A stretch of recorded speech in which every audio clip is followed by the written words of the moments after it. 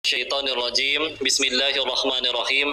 Rabbi shrah li sadri wa yassir li amri wahlul 'uqdatam min lisani yafqahu zidna ilman warzuqna fahman bi rahmatika ya arhamar rahimin. Subhanaka la ilma lana innaka antal alimul hakim. Allahumma inna nas'aluka ilman nafi'an wa rizqan thayyiban wa amalan mutaqabbalan. Ya Allah, berkahi majelis ini ya Allah. Jadikan hamba-hambamu yang hadir di sini hamba-hamba pilihanmu yang akan jadi cahaya bagi umatmu, yang akan jadi ulama, yang akan jadi orang sukses, yang akan jadi kebaikan bagi agama dan negerinya. Dan selamatkanlah saudara-saudara kami di Palestina ya Allah, menangkan mereka di atas kezaliman Zionis Israel, angkat mereka di atas penjajahan, dan jadikan siapapun yang harus wafat di sana syahid husnul khatimah, kau anugerahkan surgamu yang paling tinggi ya Allah. Amin ya rabbal alamin. Bismillahirrahmanirrahim. Assalamualaikum warahmatullahi wabarakatuh. Alhamdulillahirabbil alamin. Alhamdulillahilladzi anzala sakinata fi qulubil mu'minin liyazdadu imana ma'a imanihim. Segala puji hanya kepada Allah yang atas nikmat, karunia dan kuasanya diizinkan kita kumpul di sini di tempat yang baik, dalam kegiatan yang baik, bahkan bersama orang-orang yang baik. Semoga kita dikumpulkan pulang dalam keadaan yang baik, husnul khatimah. Dan salawat serta salam semoga selalu tercurah kepada junjungan kita baginda Rasulullah Muhammad sallallahu alaihi wasallam beserta para keluarganya, dan semoga Allah sanggupkan kita istiqomah dalam meniti sunnah-sunnahnya insyaallah. Salam takzim kepada seluruh asatids, alim ulama, kiai, tokoh masyarakat, para dosen, guru, dan ini pemuda-pemuda harapan bangsa. Sebentar. Oh, jadi ini wajah-wajah orang yang bakal sukses ya. Tapi sebagian besar tampaknya terlihat jomblo memang. Ya. Istilah ya. Sebetulnya dari judul yang disampaikan di atas kita udah tahu jawabannya. Ya. Apa judulnya? Silakan dibaca. Jawabannya? Maka karena kajiannya sudah dapat jawabannya, kita tutup dengan doa kafaratul majlis.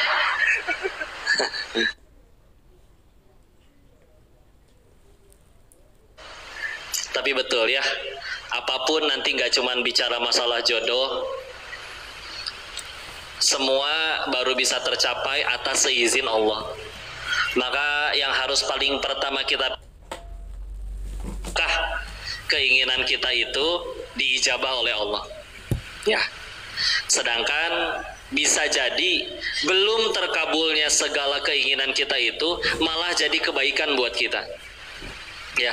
Apakah kita pikir orang-orang yang sedang terbaring mereka tidak ingin sehat? Pasti pengen sehat. Tapi punten, bisa jadi mereka lebih terjamin surganya, lebih bersih dosanya karena sakitnya. Gak ada yang minta pengen sakit, gak ada yang mau. Termasuk saudara-saudara kita yang di Palestina, gak ada yang mau harus kena ledakan dikira gak sakit, walaupun janji Allah luar biasa bagi orang-orang yang berjuang di jalannya, mujahid fisabilillah. Tapi secara manusiawinya gak ada yang suka. Tapi dari sini kita pengen harus ubah sudut pandang dulu. Hidup tuh nggak boleh sekedar yang aku suka aja. Karena berkali-kali yang kita suka itu jadi masalah buat kita. Ya. Sebagaimana kita tahu bagi anak-anak yang paling diinginkan tuh permen coklat. Kalau bisa itu aja tiap hari. Nggak mau makan sayur mama, ya. Tapi setelah sakit gigi gara-gara coklat dan permen, terus masih minta coklat dan permen ke orang tuanya, dibeliin gak sama si mama? Enggak, ngambek dia. Dasar ibu pelit, beli gelang emas aja bisa.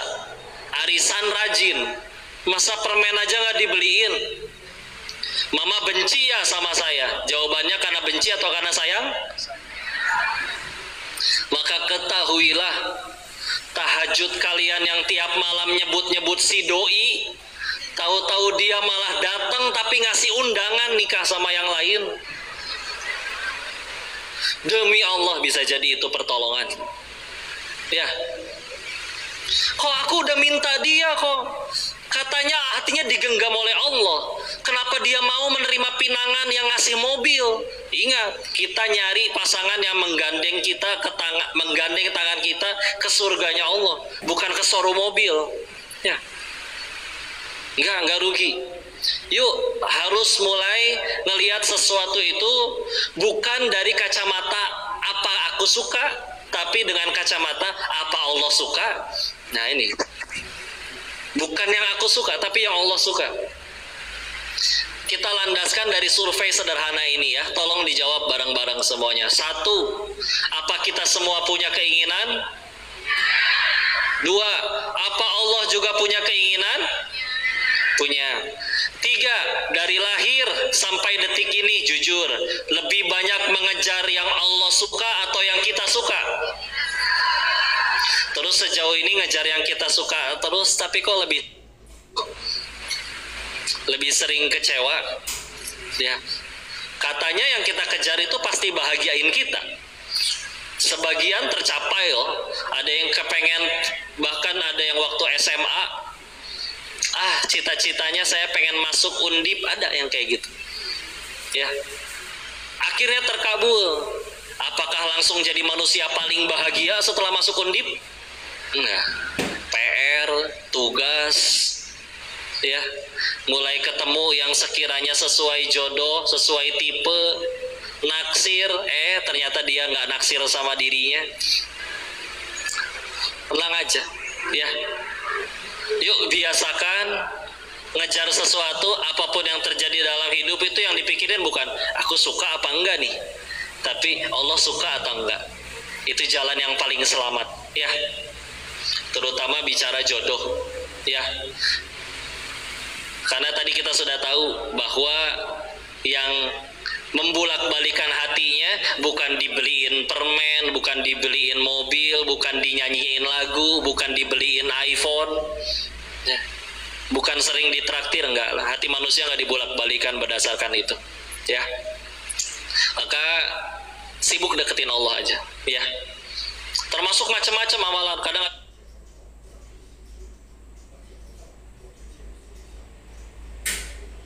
amalan biar lunas hutang, amalan biar punya keturunan, amalan biar segala macam, ya, segala macam. Maka yang harus lebih sering kita pikirin adalah kadang Allah itu nggak menentukan harus satu amalan tertentu. Iya, ada yang harus satu amalan tertentu, nanti ganjarannya apa. Tapi yang lebih harus sering kita pikirin adalah gimana agar diri ini layak tadi keinginannya dikabul oleh Allah. Dengan cara apa? Terserah. Sukanya macam-macam. Ya, pernah ngelihat kisah nyata dari para jemaah yang mau ingin punya jodoh atau keturunan misalkan. Dia dengan cara banyak komunikasi dengan Al-Quran, ngajinya tiap hari ditambah, ada, akhirnya dapat. Ketemu jemaah yang lain, akhirnya sudah punya nih, yang doanya sudah dikabul. Apa amalannya? Enggak tahajud, enggak doa, enggak baca Al-Quran. Tapi apa yang diperbanyak? Oh, ternyata yang ini yang diperbanyak. Ya. Karena memang Allah titipkan kepadanya rezeki. Ya. Jadi lebih sibuk mikirin, ini apa nih yang mesti saya lakuin agar layak saya itu dikabulin. Ya. Dan itu silakan, apa saja. Ya. Mau di tahajudnya, mau di sedekahnya, mau diperbanyak tolabul ilminya. Tapi minimal dari sekian banyak masalah yang bakal kita hadapi, harus kita analogikan dengan perbandingan seperti ini. Contoh, bayangin semuanya lagi nyetir mobil nih, ya. Nyetir. Kacanya kotor, tanah semua. Sampai jalan itu benar-benar gak kelihatan.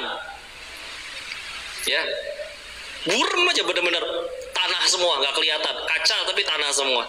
Berjawab, nyetirnya tenang atau gelisah? Gelisah. Gelisahnya kenapa? Apakah karena jalanannya tidak ada atau jalannya tidak kelihatan? Jalanannya ada nggak? Ya, ada.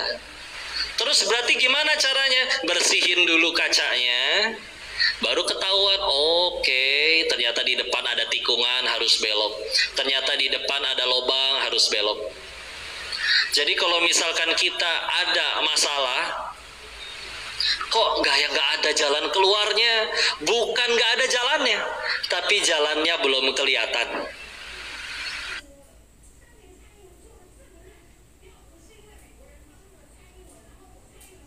Yuk kita bersihin dulu, ya.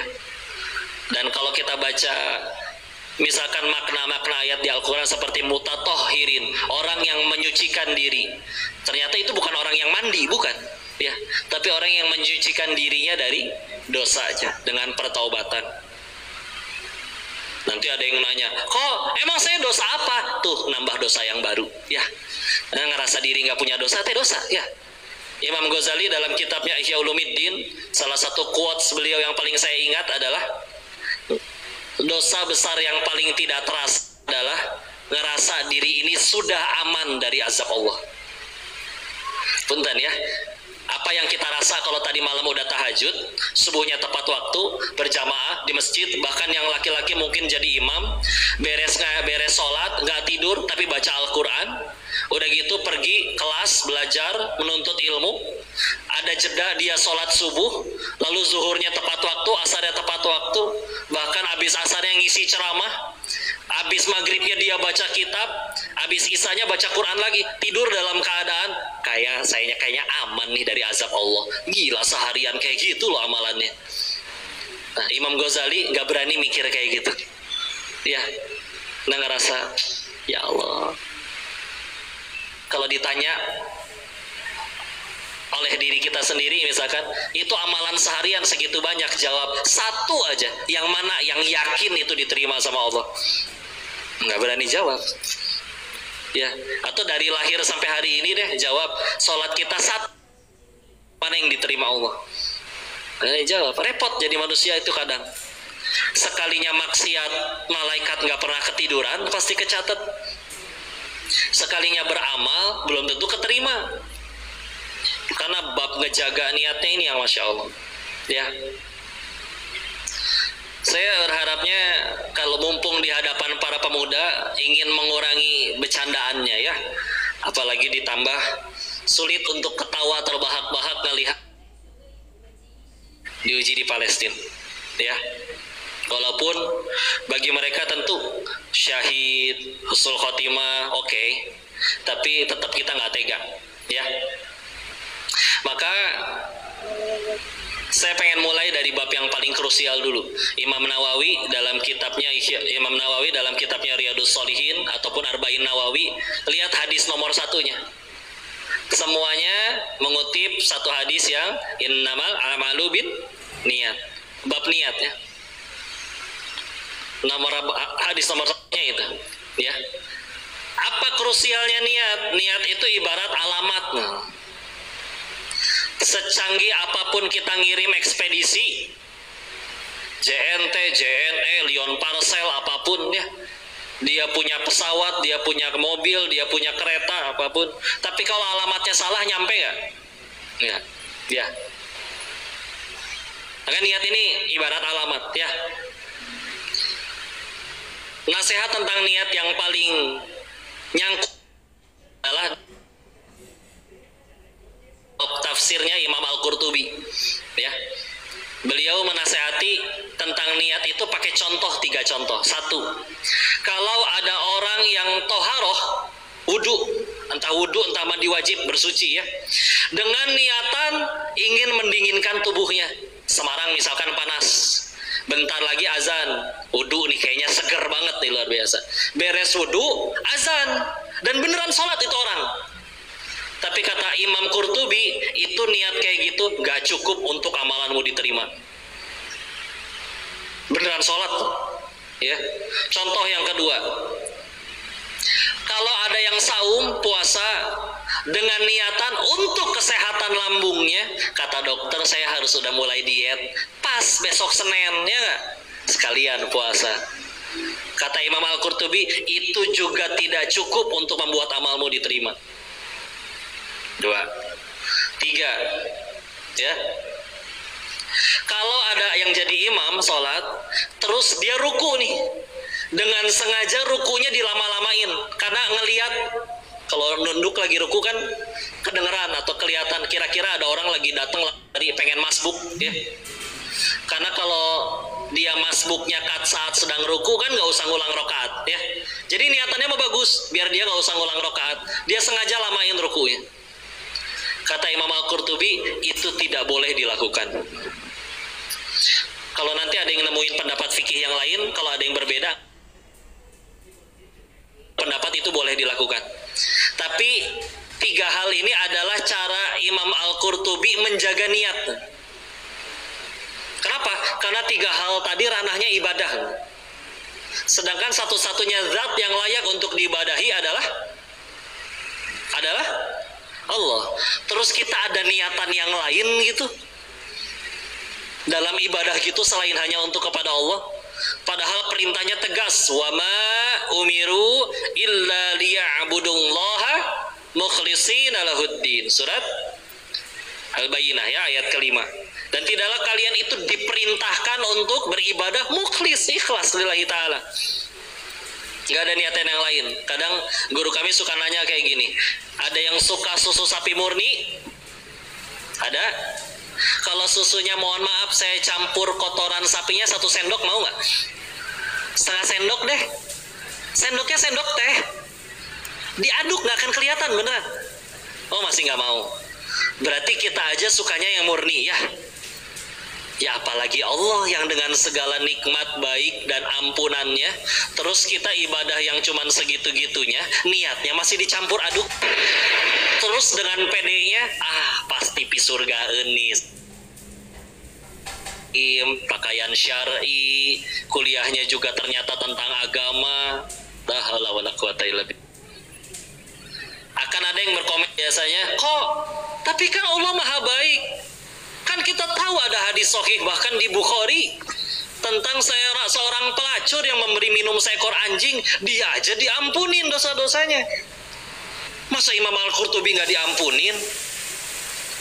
Ya inilah orang soleh ya, merasa salah itu soleh, merasa soleh itu salah. Imam Al-Qurtubi merasa tidak layak dirinya mendapat ampunan seperti sang pelacur tersebut. Gimana caranya kepedean?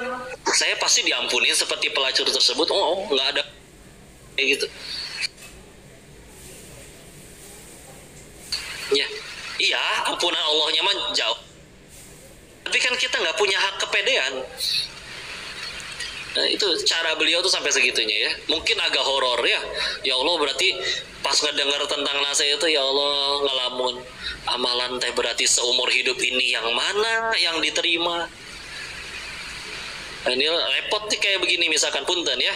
Ini kita mungkin bisa jadi sedang menjadi ujian satu sama lain. Terutama yang mungkin ya kaum ibu-ibu ya. Saya diuji, kapan kajian ini sukses? Bukan ketika makin banyak yang datang, enggak. Tapi ketika makin lillahi ta'ala aja karena Allah. Bisa jadi yang ngajarin huruf alif, ba, ta, sa di pedesaan, santrinya pun cuma 1. Nggak ada kamera, nggak ada subscriber, nggak ada follower. Gara-gara itu lillahi ta'ala lah, ngarap apa? Udah Allah aja. Bisa jadi beliau yang lebih tinggi derajatnya. Pada di sini beres, kok foto, kok ini, enggak ya. Bisa jadi yang duduk mendengarkan dapat manfaat, yang bicara dibakar sendiri hidup-hidup. Karena lupa popularitas itu cuman alat dari Tuhannya untuk dipergunakan memperkenalkan Allah ke semakin banyak orang. Untuk memperkenalkan diri. Oh repot. Makanya kalau bisa habis ini jangan ada yang minta foto ya. Ya. Kalau bisa didoain kalau ada yang gini teh, ya Allah nih ngkongko.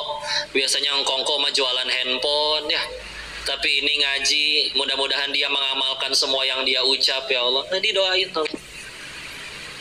Ridho ngedoain? Tolong doain koko ya, doain kami. Buat yang misalkan kaum ras terkuat di muka bumi, ibu-ibu ya, misalkan sama ujian.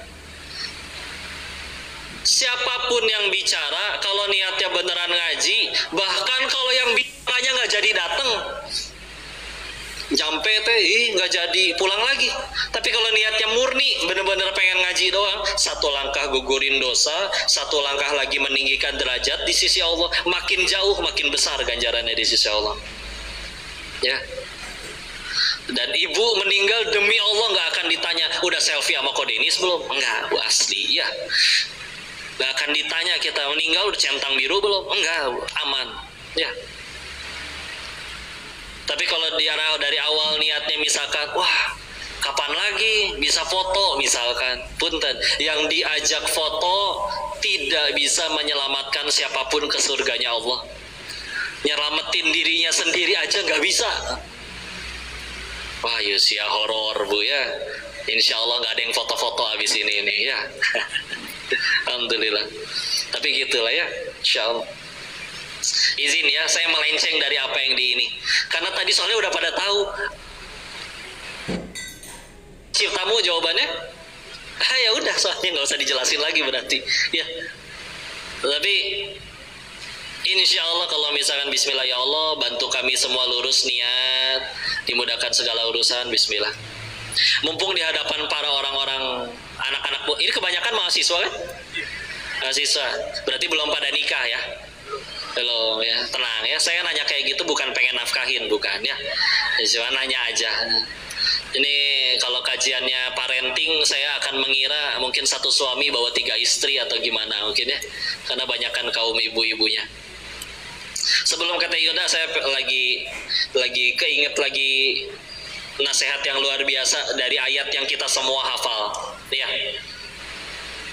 Tadi sebelum ngebuka, saya baca doanya Nabi Musa. Hafal? Rabbi shrahli sadri wa yassirli uqdatam min lisani yafqahu. Dari surat apa? Oh, ada yang jawab Toha, bagus. Toha ayat 25, 26, 27, 28. Ya, itu 4 ayat sebetulnya. Apa artinya Rabbi shrahli sadri? Wahai Tuhanku, lapangkanlah dadaku. Wa yassirli amri, mudahkanlah urusanku. Wahlul uqdatam min lisani, lepaskanlah kekakuan di lisan, lidah ya. Lisan tuh lidah ya dalam bahasa Arab ya. Yafqahu qauli, agar mereka mengerti ya. Ketika baca tentang ayat ini, waktu ngaji tafsir tentang ayat ini dengan guru kami Ustadz Budi Ashari, beliau menjelaskan kenapa kekakuan di lidahnya, minta dilepaskan kekakuan di lidahnya. Pendapat yang paling banyak adalah karena Nabi Musa itu dulu pernah makan bara api. Jadi ada pendapat yang menyebutkan Nabi Musa itu bicaranya kurang lancar, gagap, celat kalau bahasa orang Tinda Medan ya, gagap. Tapi ada ulama tafsir yang lain tidak sependapat karena bertentangan dengan surat Ibrahim surat ke-14 ayat ke-4 ya. Bahwa di ayat itu Allah berfirman bahwa Allah mengutus Nabi itu bilisanin qaumihi, dengan lisan kaumnya, linubayyina lahum, untuk menjelaskan kepada mereka. Ya, gimana caranya ngejelasin kepada orang tapi kalau ngomongnya gagap? Ya, tapi situ nangkap ya. Maka tapi beliau memberikan 2 alasan lain. Kalau begitu kenapa minta seperti itu? 1, karena Nabi Musa pernah makan jasanya Firaun. Siapa yang angkat anak Nabi Musa waktu dihanyutin ke sungai? Diangkat anak oleh Asia, istrinya Firaun ya. Nah, Asia kan seorang istri ya, berarti ya dapat nafkahnya dari Firaun, dari suaminya. Berarti yang waktu kecil ngasih makan Nabi Musa adalah ya sedikit banyaknya dari harta Firaun. Makanya paling repot itu dakwah ke orang tua, karena kita terlalu banyak makan jasa beliau. Tapi berarti maknanya apa? Yuk, kami berharap mudah-mudahan semua yang ada di sini bakal menyebarkan dakwah jadi kebaikan. Dakwah pun gak perlu ceramah, tapi untuk menyebarkan kebaikan, karena Nabi Musa baca doa itu untuk menyampaikan kebaikan. 1 nasihat dari Nabi Musanya tadi, jangan terlalu banyak makan makan jasa. Jangan terlalu banyak makan. Saya tidak bicara halal haramnya ya. Contoh, kalau misalkan di sini ada guru SD, terus dia tahu itu restoran depan sana tuh, itu punya orang tua murid saya. Saya makan di sana pasti gratis. Terus makan beneran gratis, halal nggak? Halal, halal. Tapi kalau suatu saat sang guru ini harus menceramahi, harus menasehati si pemilik restorannya, pasti kenal. Kamu bukan yang dulu suka nebeng makan, ha? Ngapain sekarang nyeramahin saya? Wah, udah KO tuh kalau udah kayak gituin. Karena Nabi Musa juga kena. Kamu bukannya dulu anak yang dulu saya kasih makan. Sekarang tahu-tahu mengatakan bahwa ada Tuhan lain selain yang kami yakini dan selain dirinya. Karena dia mengaku dirinya Tuhan ya. Faqala ana rabbukumul a'la. An-Nazi'at ayat 24. Dia berkata, aku adalah Tuhanmu yang paling tinggi. Ini dia ya. Itu yang membuat Imam Ahmad ibn Hambal ketika ingin berangkat haji, jemaahnya rebutan pengen ngasih bekal, tapi beliau tidak mau menerimanya sepeser pun, dan lebih memilih di Mekah, di tanah suci, jadi kuli gotong-gotongin barang kabilah yang baru datang. Gak mau ngelakuin sesuatu sebelum menerima sesuatu, sebelum ngelakuin sesuatu buat orang tersebut. Namanya udah terkenal, Imam Ahmad itu sudah dikenal, tapi kan nggak ada Google, jadi nggak tahu muka. Jadi masih bisa jadi seperti itu. Itu Masya Allah. Itu yang pertama, satu ya. Yang kedua, kenapa Nabi Musa minta dilepaskan kekakuannya? Karena Nabi Musa pernah ngelanggar peraturannya Firaun. Masa iya kok? Kapan? Surat 28 Al-Qasas. Ada orang Kibeti, orang Mesir, berantem sama Bani Israel. Berantem, dipisahin, ngeyel, ditonjok salah satunya, mati sekali tonjok. Nanti bagaimana surat Al-Qasas ya. Akhirnya melarikan diri ke negeri Madian, sampai nanti akhirnya menikah di situ ya. Sebagian ulama berbeda pendapat menyebutkan itu sejaman dengan Nabi Syuaib alaihissalam atau tidak ya. Tapi hikmahnya adalah ketika akhirnya Nabi Musa harus berdakwah lagi kepada Firaun, kena. Kamu juga dulu bukannya pernah ngelanggar aturan ya? Kok so-soan ceramah sih? Nah gitu ya, repot ya.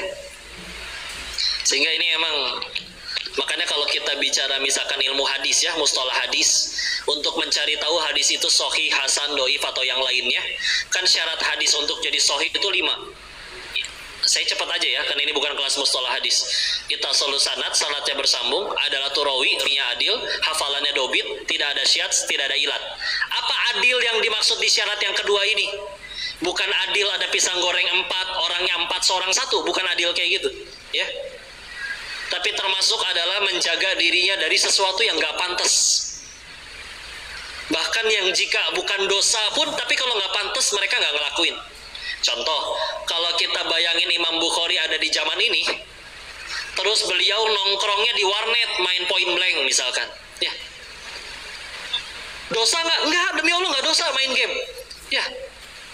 Kecuali kalau udah nyampe melalaikan ya, sampai ninggalin sholat, itu baru celaka ya. Tapi kalau sekedar perkaranya ditanya secara hukum, main game point blank, dosa nggak? Kok bisa jadi nggak dosa. Tapi masa iya Imam Bukhari main di warnet ya? Itu menurunkan keadilannya, tingkat keadilannya. Sehingga nanti kalau kita belajar ilmu hadis lebih dalam, lalu belajar jarh wa ta'dil, maka itu bisa menurunkan kualitas hadisnya, bisa nggak sahih nanti. Karena kualitas orangnya, ya, segitunya, ya. Maka yuk jangan ngelanggar aturan sesuatu sebisa mungkin ya. Pacaran terutama, pada punya pacar nggak ini? Yang punya pacar angkat tangan. Mana ada yang ngaku ya? Oh iya, kadang diperhalus. Kami nggak pacaran kok, kami hanya punya support system. Iya, elah. Pacar nggak? Support system ya. Nah lah, tenang aja lah. Kami nggak pacaran kok, tapi tiap jam 3 malam dia WA gitu, dia bangunin tahajud. Yeah. Pertanyaannya cuma satu, Mbak.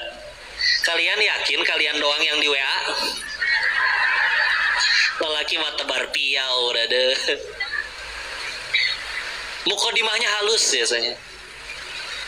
Ya, assalamualaikum ukhti ya. Sampai ada yang bikinin komik memenya tuh. Suara kucing, meow. Suara kambing, suara bebek, suara buaya. Assalamualaikum ukhti. Hati-hati, mereka punya SOP ya. Sebagaimana bank syariah, Playboy syariah pun punya SOP ya. Dan halus, lembut. Setelah assalamualaikum ukhti, biasanya selanjutnya masih ada malam bagi kita untuk bertahajud. Benar ya? Makanya kalau di dalam Al-Quran tidak menggunakan kata khit ya. Khito itu langkah.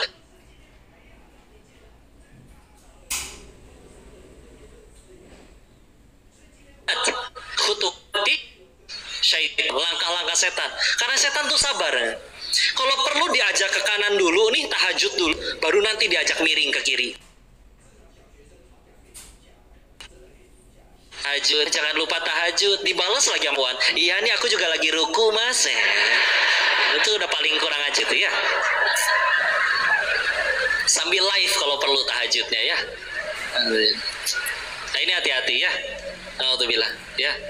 Katanya, tapi dia Ustadz juga manusia ya. Mungkin iman kuat tapi Imron gak kuat, katanya seperti itu ya. Jangan diterusin. Tapi ya, hati-hati kalau sok ajak yang Allah gak suka. Kita balik lagi tadi ya. Jangan melakukan hal-hal yang Allah gak suka ya. Karena tadi istilah, apalagi izin sedikit lagi sebelum ke Yunda, yuk kita lihat ya. Kami berharap di sini kalian nanti nggak cuma lulus, udah gitu sibuk kerja doang. Akhirnya setelah udah kerja ada waktu kan dibuat diri aja kadang yang enggak, yang sekarang sih menuntut ilmu.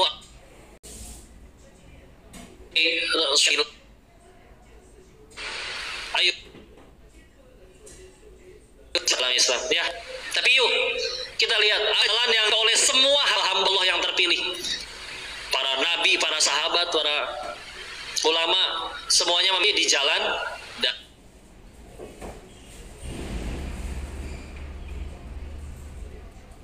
minimal tunjuk Islam tuh gimana sih? Karena orang di luar nggak baca hadis, nggak baca Quran, mereka ngelihat Islam tuh dari kelakuan kita. Suatu ketika kita sudah berkerudung misalkan, tapi ternyata sambil nongkrong, sambil ngerokok, dan di tempat dikelilingin bareng, campur aduk gaul dengan yang bukan mahram. Yang dianggap jelek pun bukan kaliannya, Islamnya. Tuh gitu, ternyata pergaulan dalam Islam juga sama aja. Yang Islam juga. Kita mah cepet dilupain orang, tapi kalau sampai Islam yang jadi jelek gara-gara kita, siap nggak nanggung beban itu di hadapan Allah? Ya, orang lain nggak baca Quran, nggak baca hadis. Tapi yuk lihat, semua orang-orang soleh tersebut punya keahlian, semua nabi punya keahlian. Nabi Idris tuh penjahit, sebelum zaman beliau pakaian kayak ihram, belum ada jahitannya. Nabi Nuh tuh pandai bikin kapal. Ustadz Budi Asari pernah ngumpulin literatur tentang kapalnya dan digambarkan, dibawa ke dosen dan guru-guru besar sekolah tinggi perkapalan. Pak dosen, bisa nggak bikin kapal kayak gini? Ini kapal siapa? Kami nggak sanggup. Ini kapalnya Nabi Nuh alaihissalam. Ahli. Rasulullah Muhammad SAW orang Quraisy jago dagang. Allah firmankan bahkan kemampuan dagangnya di dalam Al-Quran. Ila fihim rihlatash syita yuwassai. Hafal semua. Ada kata rihlah. Rihlah itu jalan-jalan. Bedanya rihlah kita sama orang Quraisy, kita rihlah ngabisin duit, mereka rihlah jadi duit. Senjago dagang. Pergi ke Yaman jadi duit, pergi ke Syams jadi duit. Ya. Tapi di balik semua kemampuan expert mereka di bidangnya masing-masing, semua memilih satu jalan, dakwah. Ya, karena kadang kami membacakan ini di hadapan para guru-guru, para dosen-dosen, atau siapapun yang sudah punya murid mengajar, atau sudah punya atasan bawahan, ya. Nah, kalau ada siapapun di sini yang mengajar atau berada di jalan dakwah hanya karena belum keterima lamar di perusahaan itu, jadi aja ngajar jadi guru SD, lowongannya cuma ada ini. Kalau ada yang ngajar atau menuntut ilmunya dengan terpaksa atau dengan niatan bukan untuk Allah, ini perkataan guru kami ya, keluar sana. Kami gak butuh kalian. Tidak ada sejarahnya pendidikan, proses peradaban dibangun oleh orang yang mengajar karena terpaksa.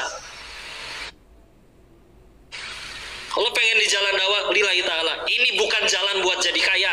Kalau pengen jadi kaya, sana ikutin jalannya Abdurrahman. Ya. Dan kalau sudah pengen memilih di jalan dakwah, entah nanti aktif di komunitas, aktif di rohis, lillahi ta'ala. Mohon maaf ya, saya amat sangat disedikitkan ini bercandanya. Karena ini di hadapan orang-orang hebat, ini yakin demi Allah bakal jadi orang luar biasa. Tapi bismillah, langkah paling pertama tuh, penciptanya dulu aja dideketin. Nurut. Hidup tuh gak sekedar yang kita suka doang. Kalau kita yang udah nurut, nantikan kelebihan dari Allah, kejutan dari Allah. Kalian akan yang dijadikan mulia dunia akhirat. Dunia tertunduk nanti di kaki kalian. Sebagaimana qala Rasulullah Muhammad SAW bersabda, maknanya barang siapa orang yang sibuk mikirin akhiratnya, ya, sibuk mikirin akhiratnya, Allah akan cukupkan dunianya, ya. Allah akan kayakan hatinya, dan dunia akan dibuat tertunduk datang dengan hina kepada kalian. Ulangi ya, dan siapa yang sibuk dengan akhiratnya setiap hari, kata Nabi ini, saya izin langsung ke terjemahannya, sibuk dengan akhiratnya setiap hari, Allah akan kayakan hatinya, dan akan Allah buat dunia datang tertunduk dengan hina di hadapan kalian. Ya, bentar, anak kecil namanya Musa, juara hafiz Quran 30 juz, umur 5 tahun. Yang saya tahu ada sekitar 30 travel umroh rebutan buat ngajak beliau umroh. 30 travel. Di saat orang nabung setengah mati, 30 travel rebutan. Dan akhirnya paket yang diberikan gak cuma untuk beliau dan orang tuanya, 24 orang boleh ikut bersamanya. Pamannya ikut, bibinya ikut, adiknya ikut, sampai akhirnya lebih guru ngaji dan tetangganya ikut. Segitu cuman deket sama orang soleh, belum jadi orang solehnya. Nurut sama Allah, bismillah ya. Wallahu a'lam bishawab. Selanjutnya kita dengarkan nasihat dari guru kita. Saya dah ingat. Tafadhol. Silakan sayang. Terima kasih sayang.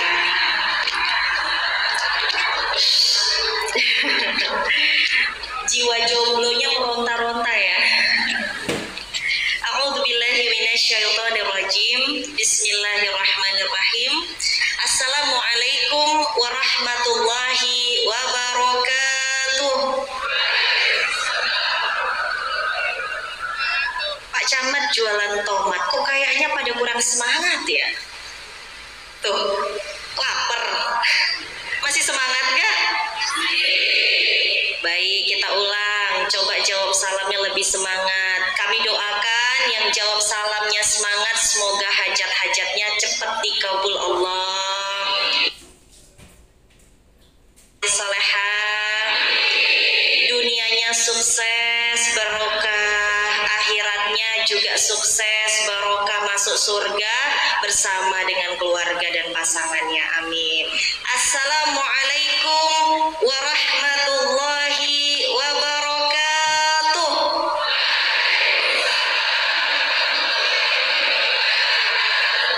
Rabbi syrah li sadri wa yassir li amri wahlul 'uqdatam min lisani yafqahu qawli. Rabbi zidni ilman warzuqni fahman birahmatika ya arhamar rahimin. Allahumma ilman nafi'an wa rizqan halalan tayyiban wa amalan mutaqabbalan. Allahumma faqihna fiddin wa 'allimnahu ta'wil. Rabbana la tuzigh qulubana ba'da idh hadaitana wa hab lana min ladunka rahmah innaka antal wahhab. Amin ya Allah ya rabbal alamin. Alhamdulillahi rabbil alamin. Kita bersyukur kepada Ta'ala atas beribu-ribu nikmat, hitung jumlah nikmat yang Allah berikan kepada diri kita. Betul apa betul? Kalau kita lihat saudara-saudara kita yang ada di Palestina, boro-boro mau pilih hari ini mau makan apa. Kalau kita hari ini masih bisa milih kan, pulang kajian Kodenis mau makan mie ayam apa bakso ya? Pulang kajian Kodenis makan seblak apa makan cireng ya? Kalau di sini apa, gudeg ya? Apa kalau di sini? Pecel, lumpia. Oh, mau makan pecel apa makan lumpia gitu ya? Ya macam-macam. Bersyukur kita kepada Allah masih diberikan nikmat sehat semuanya. Kok kalau dilihat dari muka-mukanya fisiknya sehat, tapi kayaknya jiwanya kurang sehat ini. Kayak banyak pikiran, banyak beban, banyak utang. Apalagi yang laki-laki kelihatan mikir keras. Gak ada yang main judi online kan di sini? Ya Allah, yang perempuan, apa masalah teman-teman kok kayaknya berat kali hidup kita ini? Aman, ya aman lah. Kita di sini sholat tidak ditodong pakai senjata. Kita mau makan masih bisa pilih mau makan apa. Mau pakai baju, pilih di lemari mau pakai baju gaya apa. Cewek bumi, cewek mamba, masih bisa pilih kan? Boro-boro saudara kita yang ada di Palestina milih baju. Mereka mikirin bagaimana mereka bisa mempertahankan tanah kelahirannya, yaitu Masjid Aqsa Palestina. Bersyukur kita kepada Allah Subhanahu wa Ta'ala. Karena kata Allah, ini ada orang yang bersyukur akan ditambahkan nikmatnya. La in syakartum, coba yang keras. La in syakartum, jangan ragu. La in syakartum wa la in kafartum. Kami doakan yang hafal tadi ayatnya, mudah-mudahan ketemu jodoh yang soleh-soleha insyaallah. Kalau yang gak hafal gimana Teh Yunda? Nah, berarti hafalkan dulu baru kami doakan. Bercanda ya. Kata Allah, barang siapa yang syukur, syukur itu tahu diri teman-teman. Tahu diri ke siapa? Ke Allah. Ke Allah tahu diri, ke manusia tahu terima kasih. Ya, kalau kita lihat video anak-anak Palestina datang ambulans, mereka apa yang diucapkan? Kami sayang kalian para medis, kami cinta kalian para medis, terima kasih sudah menolong kami. Makanya Rasulullah Shallallahu Alaihi Wasallam itu bersabda yang maknanya, barang siapa yang tidak berterima kasih kepada manusia, berarti dia tidak termasuk orang yang bersyukur kepada Tuhannya. Jadi berterima kasihlah kepada orang tua ya, yang sudah melahirkan cantik-cantik, pintar, sehat, gemoy, timbangan aman. Yang perempuan ya, yang laki-laki tampan, sehat. Walaupun banyak kasus-kasus judi online, mudah-mudahan di sini nggak ada yang terjangkit. Amin. Walaupun ada berita playboy, amin. Amin. Kok nggak semangat gitu yang laki-laki? Apa banyak di sini playboy syariah? Dari muka-mukanya sih di sana. Kalau di sini sama. Ya, bersyukur kepada Allah. Siapa yang pandai berterima kasih kepada manusia, maka dia termasuk orang yang bersyukur kepada Tuhannya, Allah Subhanahu wa Ta'ala. Syukur aja dulu. Hidup ini dinikmatin teman-teman. Kalau dulu kami belajar pas di pesantren Darut Tauhid, punyanya Kiai Haji Abdullah Gimnastiar, itu dikatakan hidup ini rumusnya H2N. Apa? H2N, bukan rumus kimia, bukan rumus fisika. Ya, rumus hidup bahagia. H2N. Hadapi, hayati, nikmati. Hari ini banyak problematika mahasiswa, iya tugas jodoh hilalnya belum kelihatan, sepala datang ternyata ngantar undangan, udah hadapi aja. Insya Allah nanti akan diganti dengan yang lebih baik. Allahumma ajurni fi musibati wa akhlif li khairan minha, minta ganti yang lebih baik dari Allah. Allah punya banyak makhluk, masa kita galau cuman gara-gara ditinggal nikah satu makhluknya, patah satu tumbuh 1000. Ya, yang laki-laki jangan galau lah ditinggal nikah, itu support sistemnya. Biasanya perempuan lebih cepat nikah ya, iya nggak sih? Iya nggak sih? Jawab hadirin, jangan bikin emosi. Iya nggak? Iya. Iya, bersyukur kepada Allah. Kalau pengen ditambah nikmatnya, syukur aja dulu, hadapi. Apapun berat Teh Yunda, oh tidak seberat yang dihadapi saudara kita di Palestina. Berat banget Teh Yunda, bohong. Emangnya seberat itu rumah kamu dibom? Enggak. Tapi ini memang sakit banget. Emang kamu ada luka-luka fisik? Oh tidak. Tapi lukanya di sini Teh Yunda. Sakit tapi tidak berdarah kan gitu. Cie, puitis banget. Cailah. Kita nih kadang suka lebay. Apa nggak sih? Lebay. Kita itu kadang suka membesar-besarkan rasa sakit. Membesar-besarkan rasa sakit. Makanya kata Allah hadapi, hayati. Hayati maksudnya bagaimana Teh Yunda? Dalam setiap rasa sakitmu pasti ada hikmah dari Tuhanmu. Dalam setiap deritamu pasti ada pelajaran kirimkan agar hidupmu menjadi lebih baik kualitas. Jadi hayati saja, ambil ibrohnya. Ditinggal nikah, oh berarti kata Allah saya harus belajar lebih baik agar nanti juga diperjodohkan dengan laki-laki yang saleh, yang jauh lebih baik dari dia yang meninggalkan saya, kan gitu. Hayati. Yang terakhir nikmati saat ini kita perannya, bukan kita ya, saya mah sudah nikah, maaf, ups. Nikmati kalau hari ini peran kita yang sedang Allah pilihkan adalah menjadi singgelilah. Nikmati saja. Jangan ya Allah lihat kok Deni sama Teh Yunda rasanya pengen nikah besok. Jangan. Ngelihat konten-konten kok Deni sama Teh Yunda di Instagram, ya Rob, apa saya pindah planet saja ke Mars kan gitu. Ada yang mau ikut nggak? Banyak yang komen kayak gitu. Kayaknya kita harus ke Saturnus. Kayaknya bumi sudah tidak ramah sih. Jangan, nikmati saja. Hari ini saya single, ya nikmatin. Apa yang Allah mau ketika saya sendiri? Berarti mendekati Allah, seperti tema kita hari ini. Ketika kita sudah layak, di waktu yang terbaik, dengan cara yang paling baik, maka Allah akan pilihkan pasangan yang paling baik.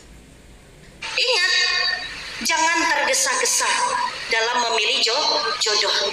Karena menikah itu sekali seumur, kecuali sudah punya target pengen nikah.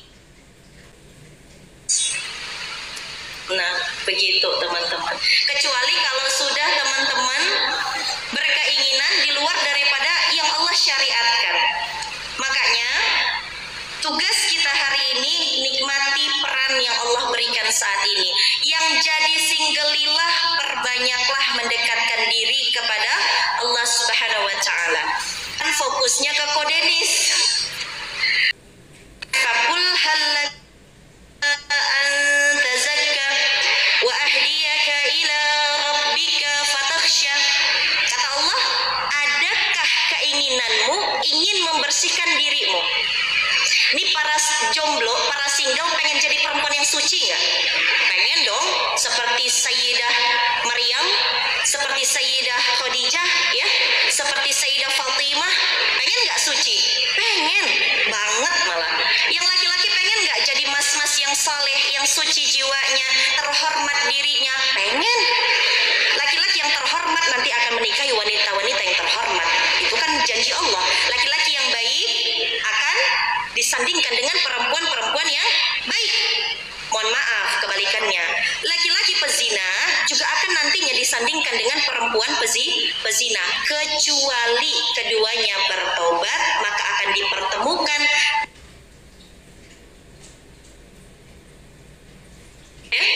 Maka fokus kita, kata Allah, fakul halaka ila antazakka wa ahdiyaka ila rabbika fatahsya.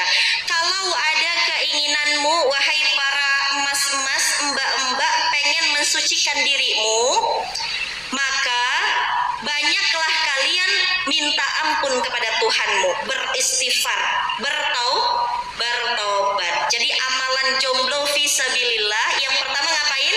Banyak-banyak istighfar.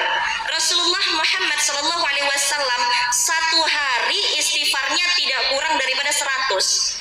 Lah kita manusia biasa belum ada jaminan akan masuk surga, masa sehari 100 saja nggak? Terutama bagi para jomblo fisabilillah, kita semuanya satu hari minimal kita istighfar berapa? 100 kali. Kalau bisa lebih, tambah lagi. Ya Allah, jadikan istighfar ini sebagai wasilah aku menjaga kesucian diriku. Ketika ada ikhwan yang tadi cepat-cepat istighfar, astagfirullahalazim, tapi jangan astagfirullahalazim, waalaikumsalam akhi, enggak. Jangan. Ya sudah istighfar, habis itu tidak usah dijawab. Ya, kalaupun memang niatnya dalam rangka memang mungkin ada tugas kuliah, dijawab seadanya saja. Waalaikumsalam, ada perlu apa? Kan gitu. Tegas. Tegas. Tapi kok perempuan kok kayak gitu, Teh Yunda? Perempuan tuh harus lemah lembut. Lemah lembutlah nanti kepada pasanganmu. Kalau belum menikah, kepada lawan jenismu bertegaslah kamu. Ya, bertegaslah kamu.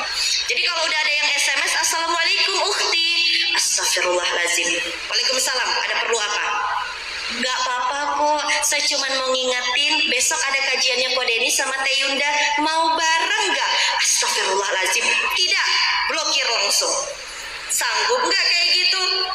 Sanggup kalau yang nge-WA mohon maaf, mungkin dia kurang srek wajahnya, pasti sanggup. Iya kan Mas?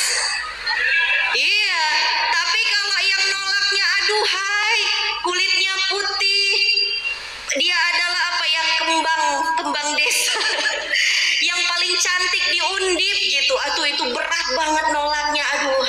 Atau yang ahwat ketika yang nge-WA adalah hafiznya Undip, hafal Quran, selebgramnya Undip, followernya banyak, ganteng pula, itu nolaknya itu astagfirullah, ya Allah saya harus jawab apa ya Allah, kan gitu. Berat banget itu pasti, ya kan? Tapi kalau dia nggak srek sama wajahnya, oh astagfirullah, tidak, diblokir langsung. Ya kan? Nah maka hati-hati, banyak-banyak istighfar lah kita. Ya nggak mesti jomblo, kami juga yang sudah menikah dianjurkan untuk perbanyak istighfar. Kenapa? Karena yang namanya kalau kita ini masih hidup ini adalah deretan ujian demi ujian. Yang belum menikah, ujiannya akan disuruh berzina, mohon maaf. Ya, sudah. Yang sudah menikah, ujiannya akan disuruh bercerai. Tuh, ngeri kan? Ngeri nggak setan tuh? Setan aja bagi job desk. Ada job desk yang ngeganggu orang yang belum nikah. Ya Yunda lupa namanya, nanti coba tanya ke Denis. Kalau setan yang job desk yang ngeganggu orang yang sudah berumah tangga namanya jin dasim. Apa? Dasim. Kita kenalan ya sama mereka. Supaya kita tahu siapa musuh kita yang sebenarnya. Setan aja punya job desk, maka kita juga harus punya job desk dong, agar kita berhasil selama di dunia ini. Karena Allah Subhanahu wa taala berfirman di Quran surat Al-Mulk ayat kedua. Ayo bareng-bareng, pasti pada hafal. A'udzu billahi minasyaitonir rajim. Bismillahirrahmanirrahim.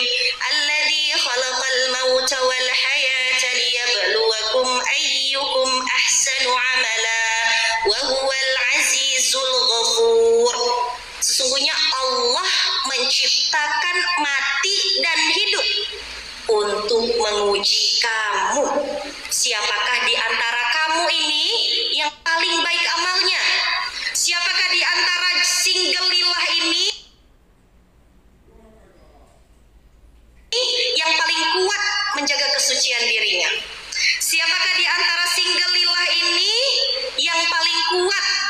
menjaga kehormatan dirinya sampai dia bertemu dengan pasangan halalnya. Allah pengen lihat, Allah uji kita dengan apapun itu, dengan ikhwan ganteng yang nge-WA ya, atau dengan ada ikhwan PHP yang katanya ngajak nikah padahal dia sendiri kayak bingung mau makan apa besok gitu ya.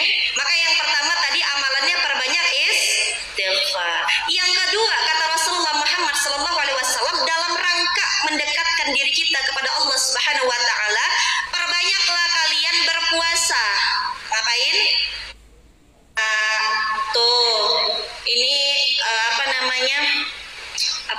admin media kita rajin banget puasa. Yang laki-laki coba dilihat.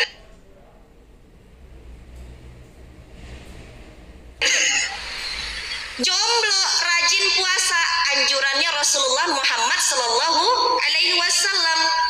Apa kata Rasulullah? Kalau kalian sudah mampu untuk ba'ah itu dalam artian mohon maaf ya, dari segi kemampuan sudah mampu untuk melakukan seperti itu, kemudian dari segi ekonomi sudah mampu untuk menafkahi anak orang, sudah mampu untuk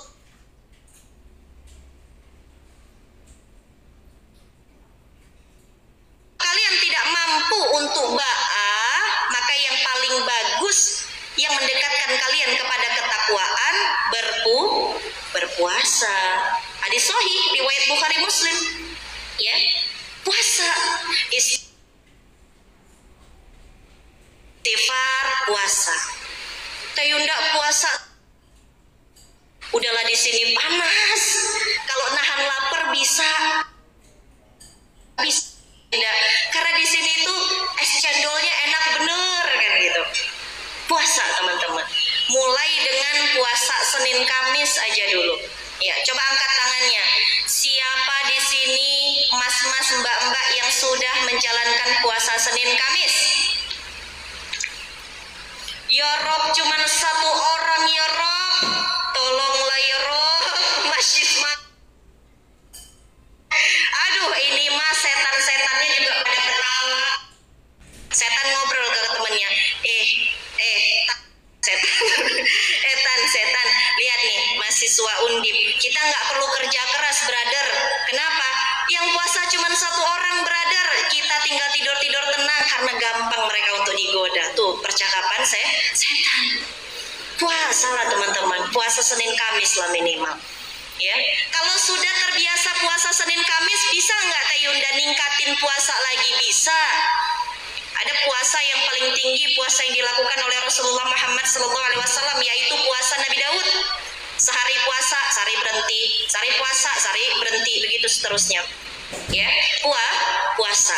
Nih, apa buktinya puasa itu lebih menjaga kita daripada syahwat Tayunda? Nih, ada Ustadz bilang begini ceritanya. Kalau teman-teman lagi puasa, nih bayangin lagi puasa. Halo, hai. Masih bangun? Ya Rob, pemuda semangatlah. Masih bangun? Ya. Nih, bayangin mas-mas, mbak-mbak sedang puasa. Ya, bayangin aja. Belum disuruh puasa kok. Bayangin doang. Nih disuruh. Bayangin saja. Lagi puasa. Ya, ini sekarang untuk mas-mas dulu. Mas-mas lagi puasa. Ya, sudah puasa Senin banget.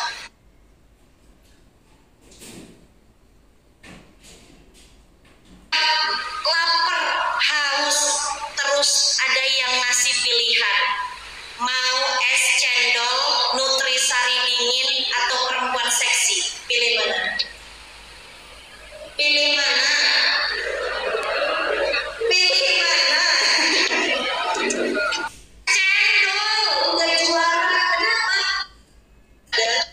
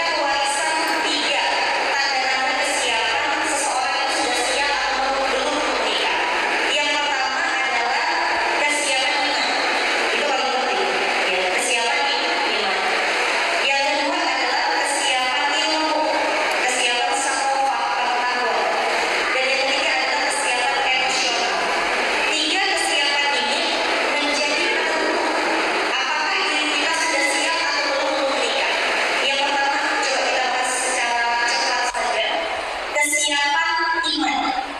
Ya, coba ini. Kita sholat lima